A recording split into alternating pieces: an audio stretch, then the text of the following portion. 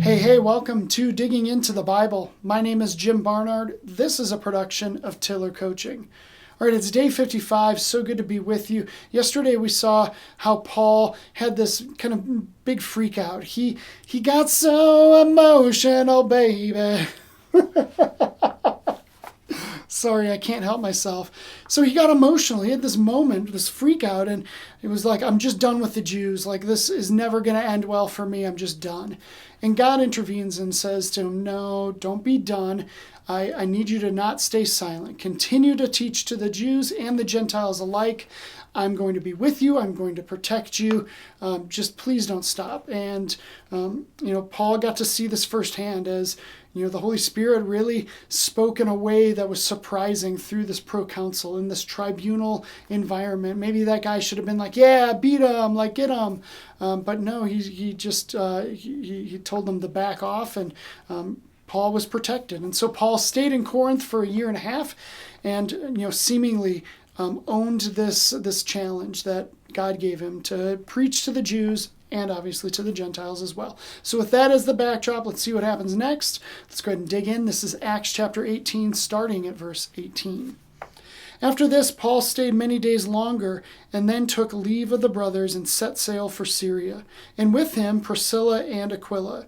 At Cenchreae he had cut his hair, for he was under a vow.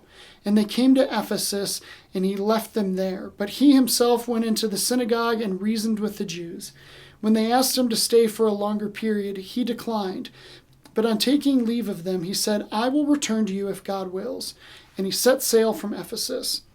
When he had landed at Caesarea, he went up and greeted the church, and then he went down to Antioch. After spending some time there, he departed and went from one place to the next through the region of Galatia and Phrygia, strengthening all the disciples.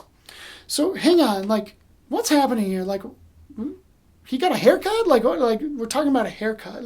Why is that notable? Who was it that got the haircut? Was it Paul or was it Aquila? Because, for that short period of time, Aquila was with him. Maybe it wasn't Paul. Maybe it was Aquila. What in the world is happening here? So the answer is I don't totally know, but what I think to be true is the haircut was Paul's. And this challenge that God gave him to continue to stay faithful, to teach to the Jews, he took it one step further, and he took a Nazirite vow. Okay, this is total conjecture, but I think this to be true. And when I say Nazirite vow, I don't mean Nazarene vow or like Jesus of Nazareth. This is a particular vow, different word.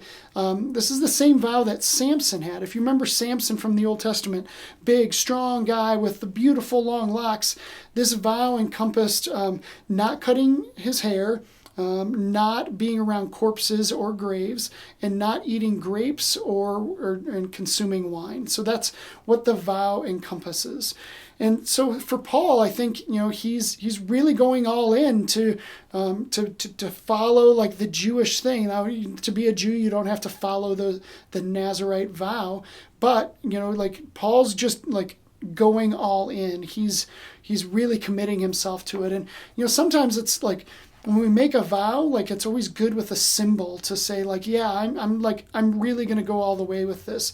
I know particular men who struggle with pornography. They make this vow to walk away from it, to never partake again, and they wear a particular bracelet that helps remind them, I'm tempted, and maybe they slap the bracelet or whatever, and that's part of their vow is the symbolism. And so I think Paul is just really going all in and really making himself like a Jew. In fact, in 1 Corinthians chapter 9, verse 20, he says this, to the Jews I became as a Jew in order to win the Jews.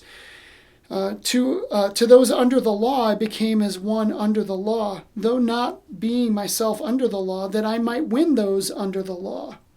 So, I think this is exactly what Paul's talking about.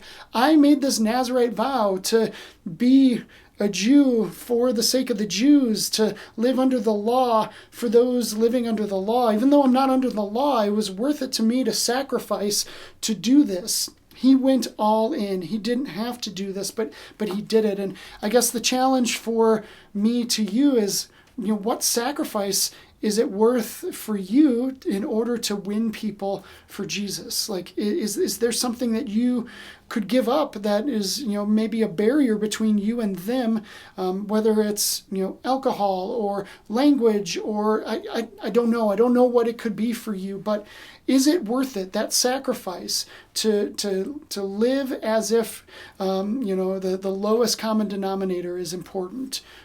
All for the sake of winning people for Jesus. I don't know. There's things in my life that I have sacrificed for that purpose, and I'll tell you, it's been absolutely worth it. These things that I've sacrificed, I don't need it. I'm doing great. It's absolutely worth it. I don't want to liken myself to Paul here, but maybe there's something in your life that God would have you, sacrifice, even just for a short period of time, to win people for him. So I'm over time. Thanks for watching. Thanks for listening. We will continue on tomorrow with, this was the end of Paul's second missionary journey, and now we're heading on to a third one. So I will see you then.